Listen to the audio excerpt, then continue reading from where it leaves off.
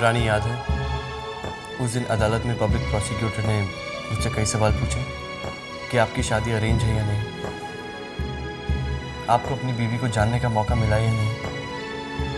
और मैंने पूरे विश्वास के साथ कहा कि मैं अपनी रानी को अच्छी तरीके से जान गया हूं। लेकिन मैं सिर्फ जान ही पाया, पहचान का पाया था।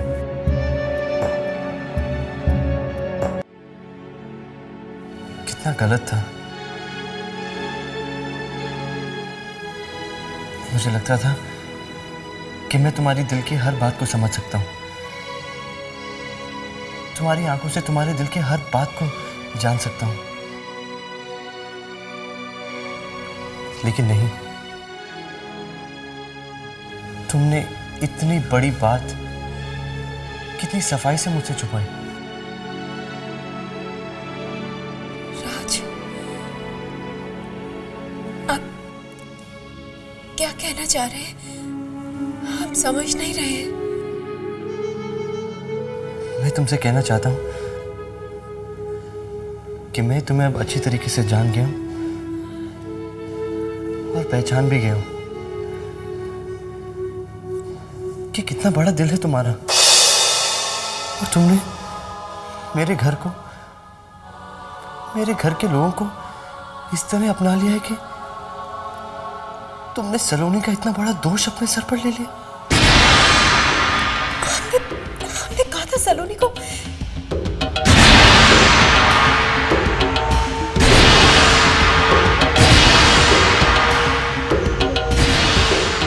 सलोनी, सॉरी भाभी, मैंने आपका कहा नहीं माना, लेकिन मैं आपको बार बार अपमानित होते हुए नहीं देख सकती थी। और अब मैं अदालत में भी अपना गुनाह कबूल कर लूंगी। सबको बता दूंगी कि विक्रम के साथ आपका नहीं बल्कि। सलोनी, तुम पागल हो गई हो। राज, सलोनी तो नादान है, आप भी इसे कुछ समझाइए ना। क्या हो गया आप दोनों को? समझने की कोशिश क्यों नहीं कर रहे हो? सलोनी, देखो, तुम्हारी जिंदगी की शुरुआत होने वाली है। हम पर तो इल्जाम लग ही चुका है। हम नहीं चाहते कि हमारे दाग की चींटी सलोनी के दामन पर लगे। सलोनी, तुम्हारी अभी जिंदगी शुरू होने वाली है, तुम्हारी शादी होने वाली है। और अगर सबको ये बात पता चल गई तो जिंदगी शुरू करने से पहले तुम्हारे रास्तों पे कांटे बिछ जाएंगे। भले ही आपके पाँव उन कांटों पर चलकर लहूलुहान हो जाए। नहीं भाभी। सलोनी, तुम कोर्ट में किसी से कुछ नहीं कहोगी, समझी तुम? नहीं राज, आप हमें कुछ मत समझाइए। सलोनी, तुम्हें अगर कुछ हो गया तो हम अपने आप को कभी माफ नहीं कर पाएंगे। और ना ही एक भी दिन चैन की सांस ले पाएंगे।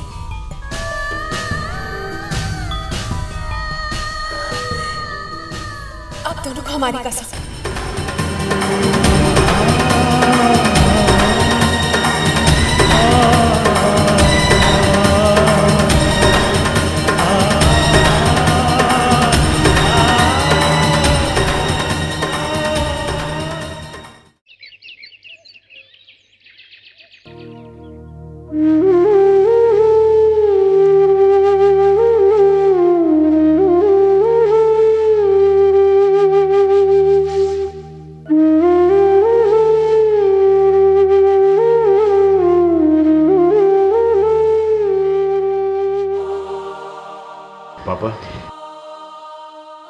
पापा, मेरा दिल कहता है कि हमारी रानी को कुछ नहीं होगा। और हाँ, देखिए ना, राज इस मुश्किल में भी कैसे रानी का साथ दे रहा है, हर कोशिश कर रहा है रानी को छुड़ाने की। बेटा, ये वक्त है एक दूसरे को हौसला देने का। मैं खुद अपने दिल को 1000 तसल्लियां, 1000 दलीलें देने की कोशिश कर रहा हूं, लेकिन रानी पर लगते हुए इल्जामों का शोर इस कदर बढ़ रहा है कि खुद ही की आवाज सुनाई नहीं दे रही। बस दिल को ये विश्वास दिलाता रहता हूं कि सब ठीक हो जाएगा, रानी को कुछ नहीं होगा, लेकिन उसकी चुप्पी दिल में एक डर पैदा कर रही है। कहीं है खामोशी उसे। नहीं पापा, आप ही ऐसे घबरा जाएंगे तो फिर हमें हिम्मत कौन देगा?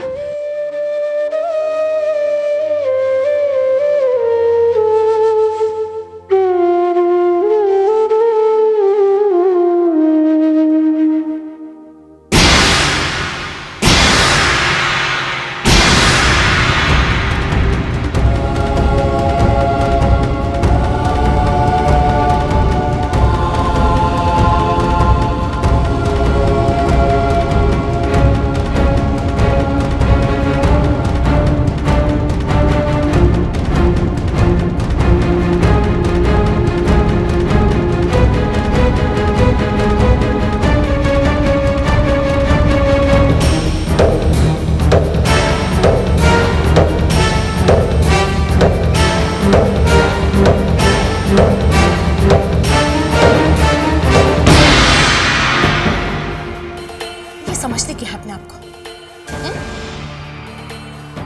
क्या समझती है तू अपने आप को? अरे तू है क्या? सलोनी की गलत हरकतों के बारे में तुझे शुरू से सब कुछ मालूम था ना?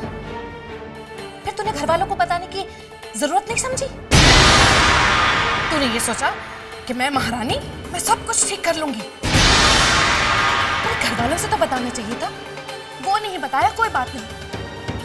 लेकिन मुझे, मैं तो उसकी माँ हूं ना, कम से कम मुझे तो बताना चाहिए था तुझे। मैं उसके हाथ पैर तोड़कर उसको बांध कर घर में बिठा दी, लेकिन नहीं, तूने हम लोगों को बताया ही नहीं। अब बात हम सभी घर वालों के हाथ से जा चुकी है। अब हम कुछ नहीं कर सकते, सिर्फ तेरी वजह से, सिर्फ तेरी वजह से। अरे जहां देखती हूँ मुझे लगता है लोग मुझ पर उंगलियां उठा रहे हैं। शर्मिंदगी की वजह से मेरी आंखें नहीं मिला पा रही हूं मैं किसी से। तुझसे भी तो कहां मिला पा रही हूं नजर। शर्मिंदा करके रख दिया है मुझे।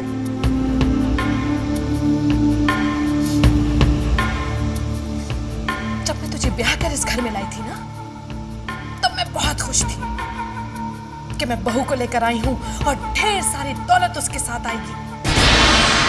लेकिन जब मैंने ये देखा कि दहेज में तू तो फूटी कौड़ी तक नहीं लेकर आई, तब तो मेरी नजरों में खटकने लगी तू मेरी नजरों। मैंने इसे क्या कुछ नहीं कहा जी,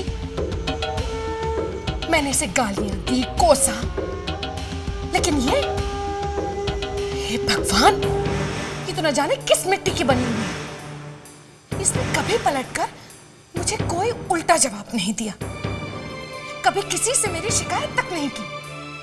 अरे मैंने तो तुझे तेरे शौहर से, अपने बेटे राज से अलग करने की पूरी पूरी कोशिश की, तब भी इसके मुंह से कुछ नहीं फूटी, उफ तक नहीं निकाली इसने अपने मुंह से। अरे फूटती क्यों नहीं तू कुछ अपने मुंह से? अरे तो किस मिट्टी की बनी हुई है? हाँ, सलोनी का सारा दोष तूने अपने आप पर क्यों ले लिया? अरे उसकी सगी बहन भी होती ना, तो इतना बड़ा त्याग शायद नहीं दे पाती। लेकिन तू, जिस घर में तुझे प्यार नहीं मिला, इज्जत नहीं मिली, उस घर के लोगों के लिए तूने अपनी इज्जत दांव पर लगा दी। क्यों? आज अपनी छोटी बहू के सामने मैं अपने आप को इतना छोटा महसूस कर रही हूं। क्यों नहीं मैं तुझे समझ सकी? तुझ में इतना सब्र कहां से आया? कहां से आई तुझ में इतनी सहनशीलता? ये तुझे पहचान गए, लेकिन मैं अंधी कैसे हो गई थी? हाँ, मेरी आंखों पर तो लालच की पट्टी बंधी हुई थी ना।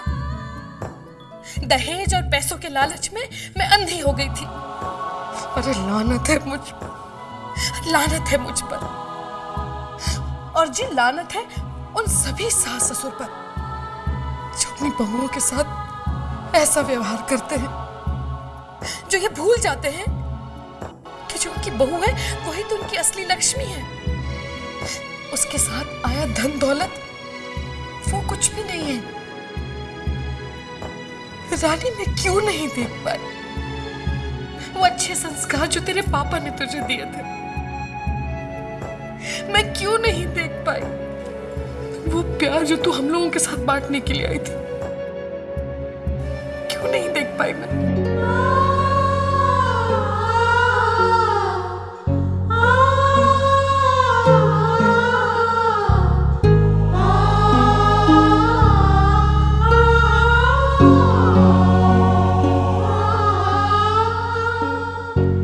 मम्मी जी,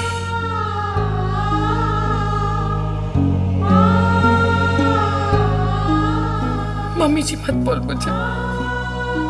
इस मम्मी जी ने तुझ पर बहुत ज्यादतियां की है, बहुत जुल्म किए तेरे साथ।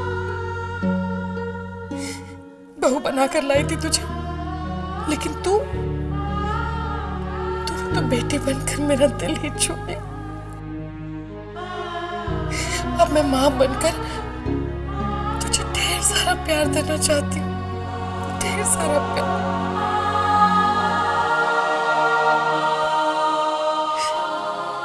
बस एक बार रानी, बेटा एक बार मुझे माँ कह दे।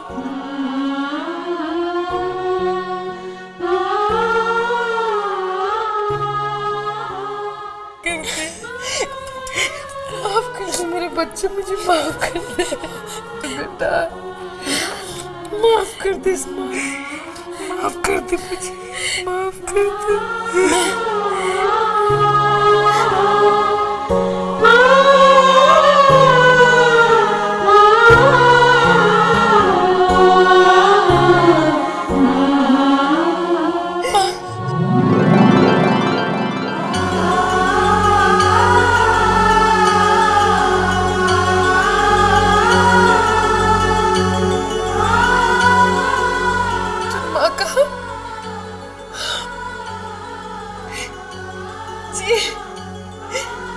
इसने मुझे माँ का, इसका मतलब है मुझे माफ कर दे।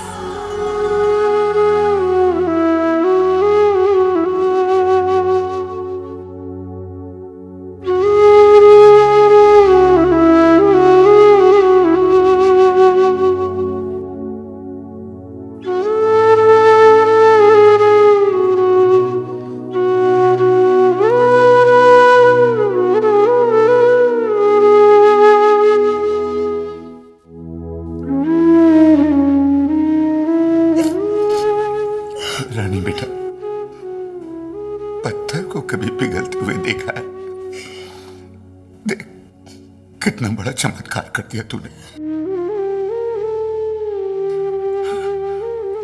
हिटलर की आंखों में आंसू।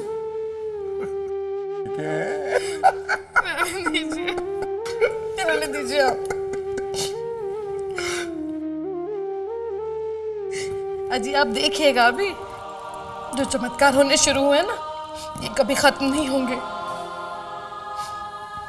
रानी बेटा, तू बिल्कुल फिक्र मत कर, क्योंकि भगवान के घर में देर है लेकिन अंधेर नहीं है बेटा, अंधेर नहीं है।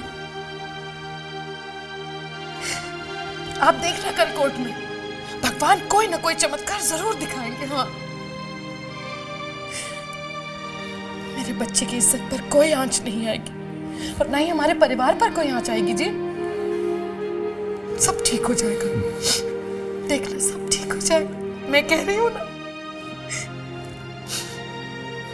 आप ऐसे क्या देख रहे हैं? हाँ हाँ नहीं कहेंगे? सागरी गरी सारे गरी, सागरी गरी सारे गरी, सनि धनी सागा रे ग सागरी, सनि धनी सागा रे ग रे सा सा।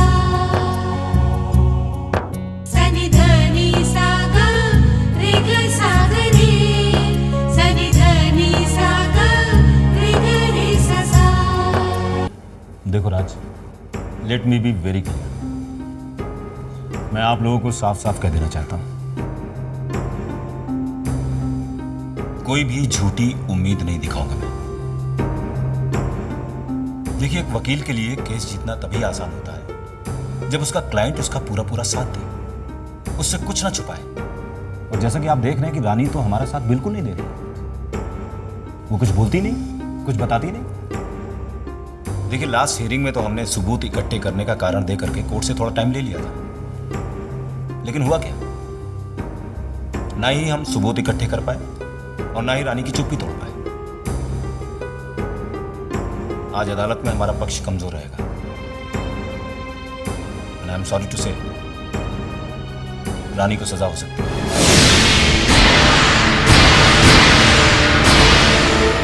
शायद उम्र कैद।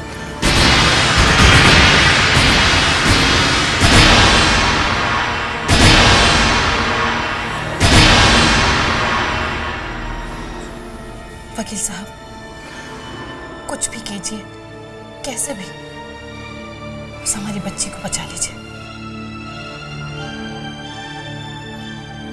देखिए, मैं कोशिश तो कर सकता हूं, लेकिन वादा नहीं।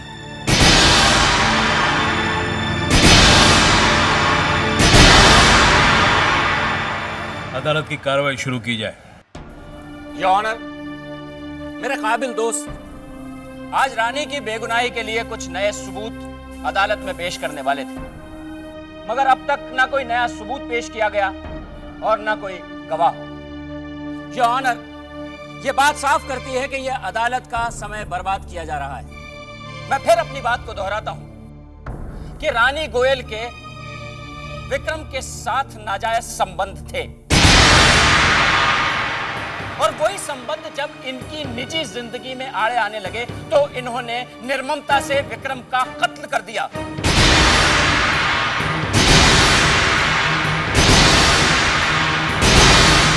लिहाजा मैं अदालत से यह दरख्वास्त करता हूं कि इस बदचलन औरत को सख्त से सख्त सजा दी जाए।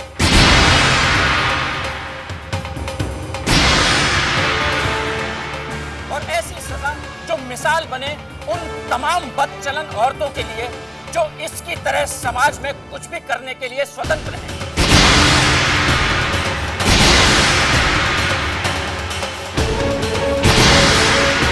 अच्छा,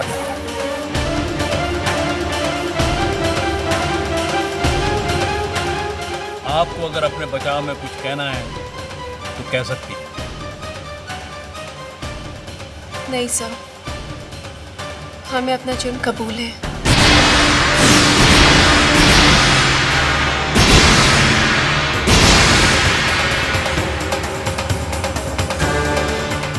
एक मिनट।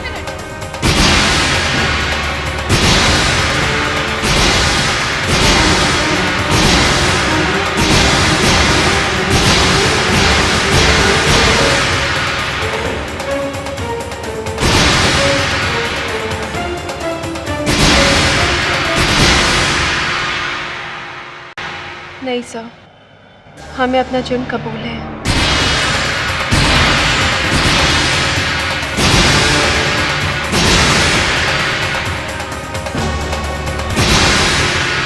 एक मिनट।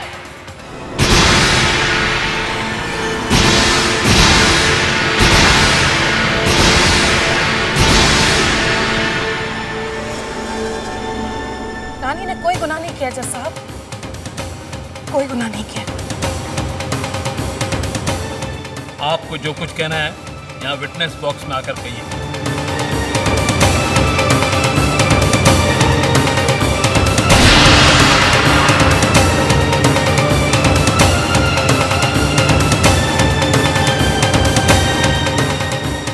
आपकी बहू अगर कसूरवार नहीं है तो आप अदालत को बताएंगी कि कसूरवार कौन है?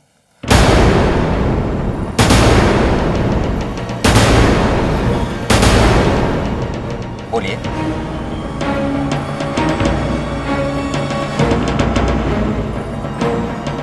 मेरी बेटी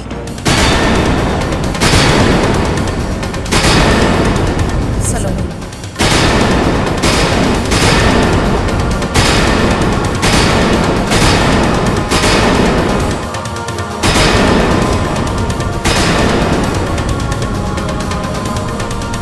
जज साहब, रानी और विक्रम के बीच में ऐसा कोई भी संबंध नहीं था। लेकिन हाँ, मेरी बेटी सलोनी और विक्रम के बीच गहरी दोस्ती जरूर थी। रानी ने सलोनी को समझाने की बार बार कोशिश की, क्योंकि उसे पता चल गया था कि विक्रम अच्छा लड़का नहीं है।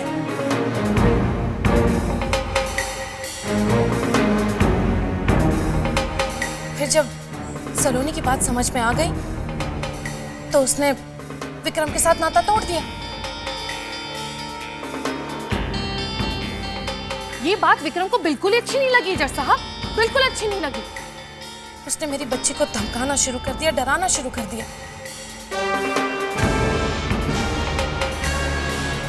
फिर हम लोगों ने सलोनी की सगाई कर दी। सगाई के दिन विक्रम का फोन आया और मुझसे कहा कि अगर मैं उससे मिलने नहीं आई तो वो मेरे घर आ जाएगा और मेरे ससुराल वालों के सामने बहुत तमाशा करेगा। रानी भाभी विक्रम से मिलने जरूर गई थी, लेकिन सिर्फ मेरे खातिर।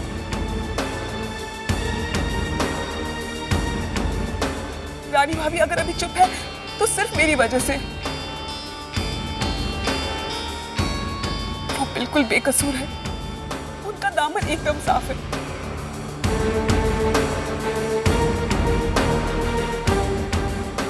जज साहब, आप उन्हें सजा देकर इतना बड़ा अन्याय नहीं कर सकते। प्लीज। वाह, क्या कहानी सुनाई, इंटरेस्टिंग। आपके हिसाब से आपकी भाभी के विक्रम के साथ कोई संबंध नहीं था। चलिए मान लेते, आपका कहा हुआ मान लेते, मगर क्या आप इस बात से इनकार कर सकती हैं कि आपकी भाभी विक्रम से मिलने होटल में गई थी?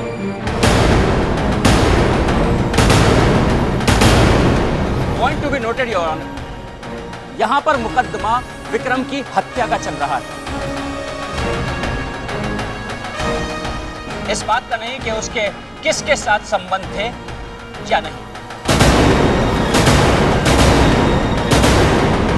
इनके बयान से हत्या की वजह बदली जा सकती है, मगर इस बात से तो कोई भी इनकार नहीं कर सकता कि विक्रम का खून हुआ है और खून किया है रानी गोयल ने।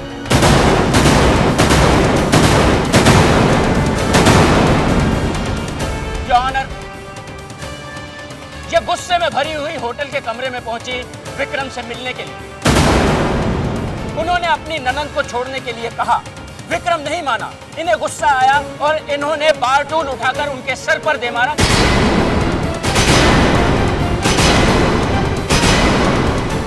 योर ऑनर, मैं अदालत से दरख्वास्त करता हूं कि जिस मौत की जिम्मेदार रानी गोयल हैं, उसके लिए उन्हें सजा सुनाई जाए।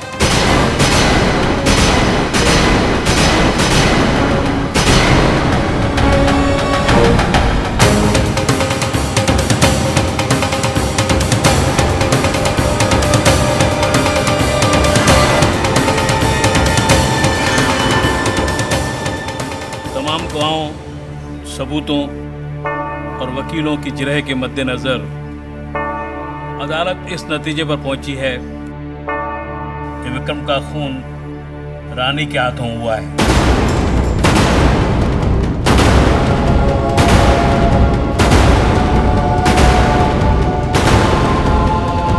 लिहाजा ये अदालत रानी गोयल को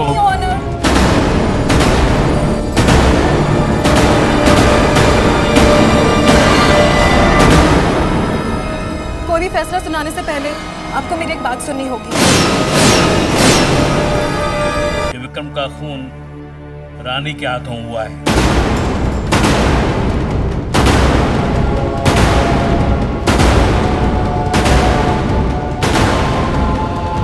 लिहाजा ये अदालत रानी गोयल को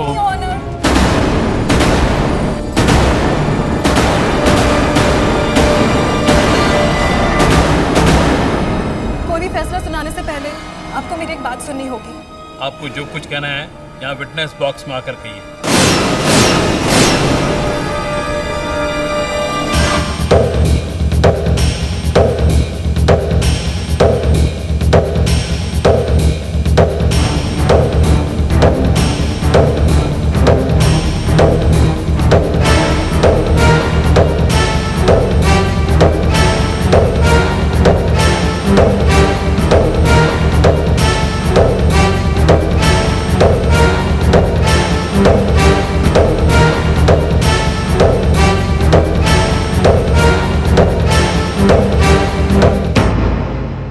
विक्रम का खून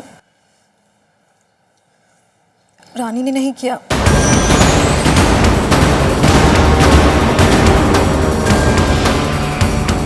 मैंने किया है।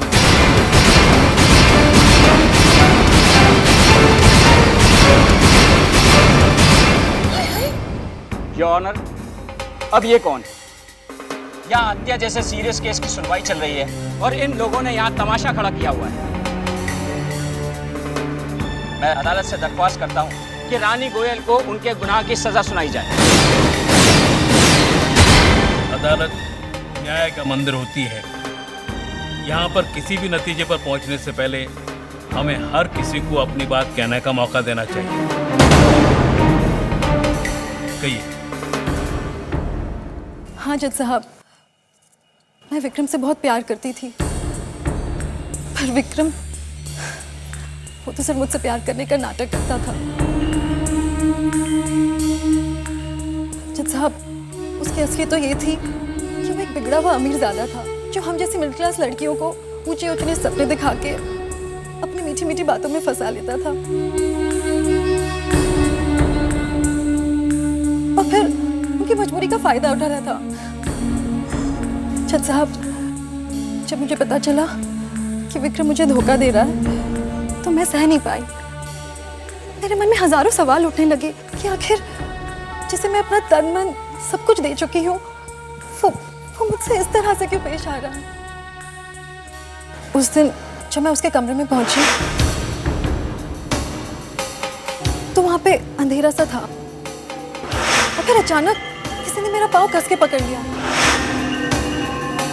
और मैंने देखा कि वो तो विक्रम था जो जमीन पे लेटा हुआ था।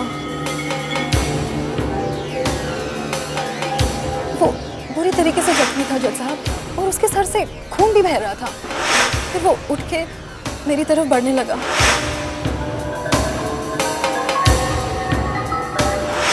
शायद वो मुझे रानी समझ बैठा था।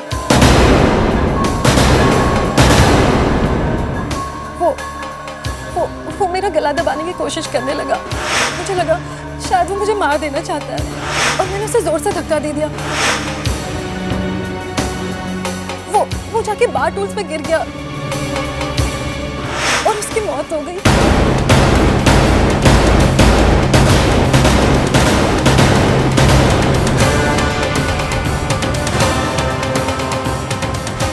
मुझे तभी कुछ समझ में नहीं आया और मैं अपना पर्स उठा के वहां से भाग गई।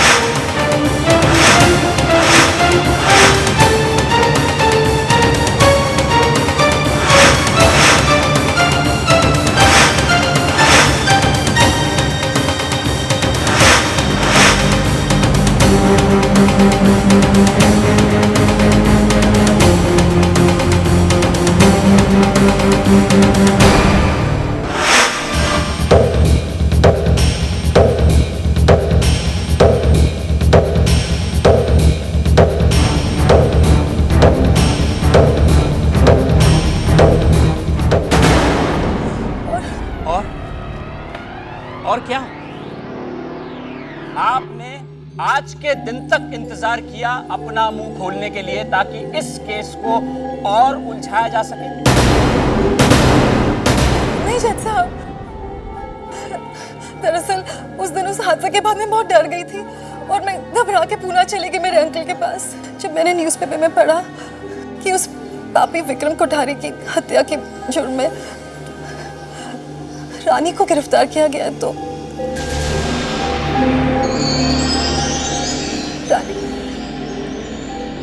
मुझे माफ कर दो। योर ऑनर, इन सब सबूतों से और इससे पहले सुरेखा जी और सलोनी के दिए हुए बयानों से यह तो साबित ही हो गया है कि मिस्टर विक्रम एक निहायत ही बदचलन किस्म का अय्याश इंसान था।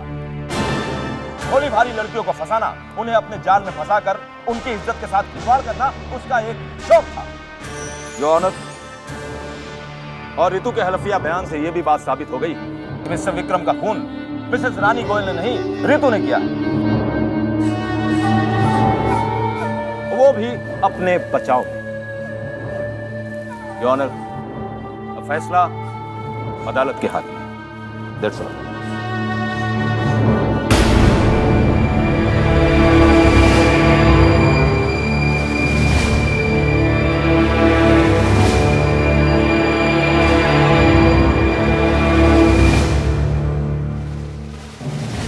तमाम गवाहों और सबूतों के आधार पर यह साबित हो चुका है कि विक्रम का खून रानी गोयल या रितु के हाथ से नहीं हुआ है।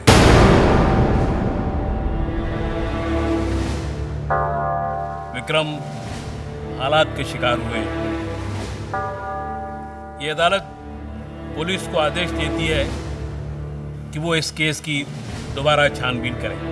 साथ ही ये अदालत रितु को आदेश देती है कि वो बगैर अदालत की इजाज़त के यह शहर छोड़कर न जाए।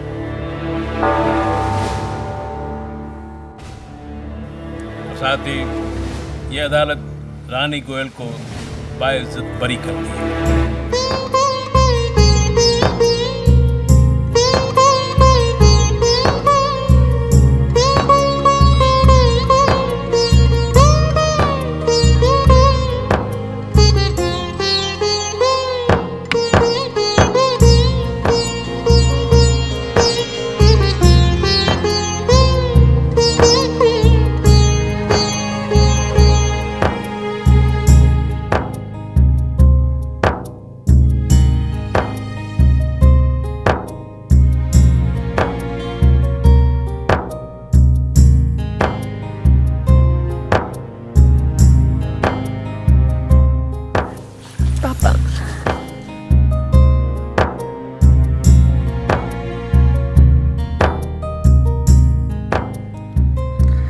मुझे तो मालूम ही नहीं था मेरी बेटी का दिल इतना मजबूत है। बेटा, तेरी वजह से ये सर कभी नहीं झुका और आज तो गर्व से और ऊंचा हो गया।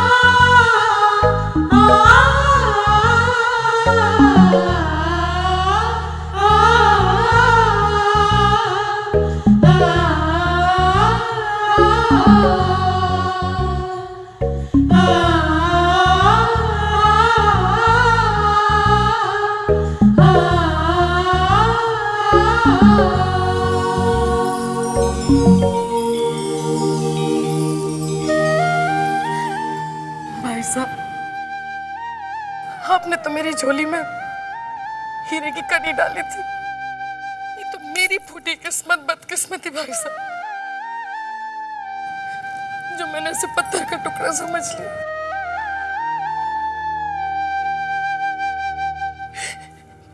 भाई साहब, मैं एक माँ हूँ, लेकिन आपकी बच्ची को ममता नहीं दे पाई। भाई साहब, ममता नहीं दे पाई। मैं माफी के काबिल नहीं हूँ, बिल्कुल नहीं हूँ, लेकिन हो सके तो मुझे माफ जरूर कर दीजिएगा। भाई साहब, आपने अपने कलेजे के टुकड़े को, अपनी रानी बेटी को मेरे घर विदा किया था ना। मैं आपसे वादा करती हूँ भाई साहब, वादा करती हूँ, मैं आपकी रानी बेटी को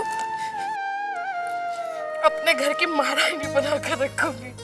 हाँ।